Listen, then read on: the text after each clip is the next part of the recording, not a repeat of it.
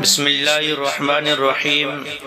قابل قدر محترم ناظرین، سامعین حضرات، آج ہم اس ویڈیو میں یہ بتلائیں گے، یہ ذکر کریں گے کہ اگر کوئی مسافر بھولے سے 4 رکعت پڑھ لے تو اس کی نماز ہوگی یا نہیں، اس کے بارے میں شریعت کا کیا حکم ہے۔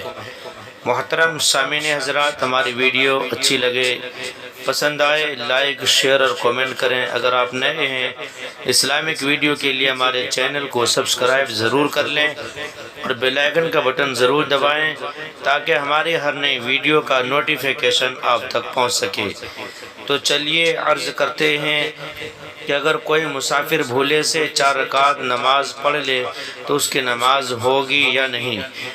اگر کوئی مسافر بھولے سے 4 رکعت پڑھ لے تو اس میں یہ تفصیل ہے کہ اگر پہلے قاعدے پر بقدر تشہد بیٹھا ہے تو اس کی نماز کراہت کے ساتھ ادا ہو جائے گی، اور اگر پہلے قاعدے میں نہیں بیٹھا تو اس مسافر کی نماز درست نہ ہوگی۔